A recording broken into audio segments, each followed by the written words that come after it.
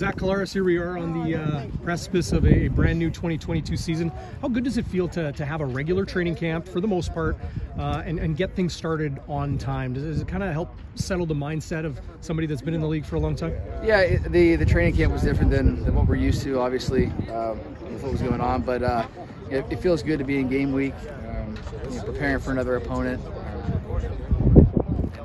And not going against just our defensive looks every snap, right? So it was a fun day zero, fun day one. Again, coming up with some new ideas, things of that nature. But we gotta do what we do best, and the teams know what that is. Your first stretch of football with the Blue Bombers was, regular season finale, playoff run to the Grey Cup in Paul Lapalisa's system. Last year it was a new system, relatively speaking, with Buck Pierce. How much does it help to have an off-season, knowing who your OC is going to be, and all of that, maybe familiarity, and truly feeling settled?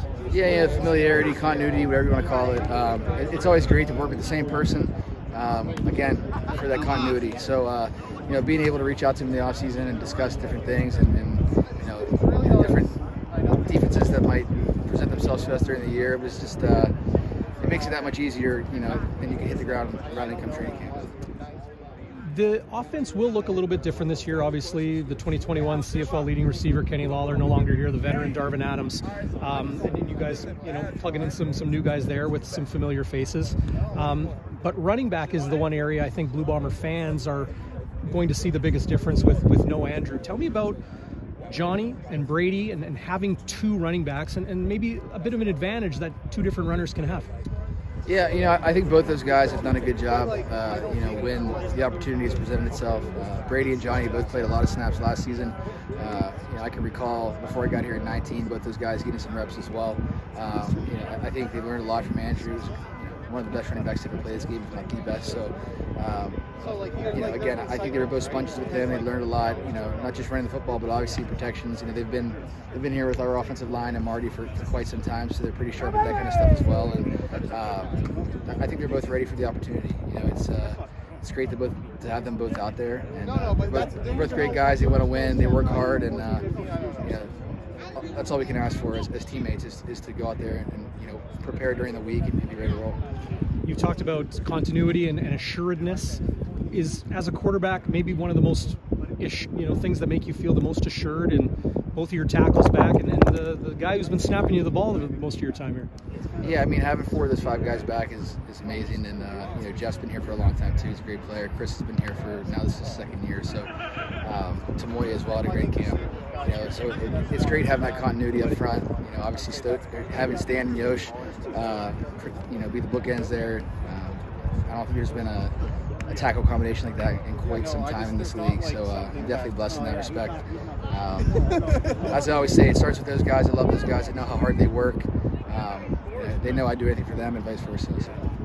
Buck Pierce, can we expect even more? It was an extremely explosive, dangerous offense in 2021, but he's more settled, I imagine, this year too, going into year 2 as OC. What do fans what can they expect and have in store? Yeah, I know Buck's been tinkering with some things. It was a short off season, but when you go back and watch the film, it's like, they can do X, Y, and Z, these different things, right? But at the end of the day, we have to be consistent. We have to execute at a high level. We're always going to have our meat and potatoes, so to speak. But off that, depending on who we're playing week to week, hopefully we can find some ways to be explosive. So, Buck's great, and I love working with him and the rest of the staff. And it's up to us to execute the play call. You got a quick thought on the defense that you've been working against in camp? They're going to be as dangerous as they were last year. I don't see why not. They're what can you say? You got Willie, you got Biggie, Jackson running around. I don't think I've completed a comeback on wasting the entire camp. So they got great players everywhere. Richie, JY, Stan, they do an amazing job of getting those guys ready to roll. And I wouldn't want to play against them. I used to. It wasn't fun. Expectations are sky high, and as they probably should be with how much this team remains the same coming into this season. You use the term snap and clear. Other people use the term, flush and move on. How important is it to do that in ensuring that the focus of the club is where it needs to be, and you're not thinking about the last couple of years? I just think it's important for all of us. The vets to lead the way. The coaching staff does a great job as well. To just understand that it's a day by day, meeting by meeting, rep by rep process. You add enough good days together, and at the end, you're going to be where you want to be. So it's, again, snap it clear, flush the last play, whatever, however you want to phrase it. That's what it's all about. Is, again, putting one foot in front of the other and trying to get better every day. Can Friday come soon enough? I still want to practice a couple more days. Yeah. I feel like you can always practice a little bit more and be more fine-tuned. But I can't wait to get out there in front of our fans, and it's just an amazing atmosphere here in Winnipeg. So really excited about it. Zach Collaros, thank you. Thanks, man.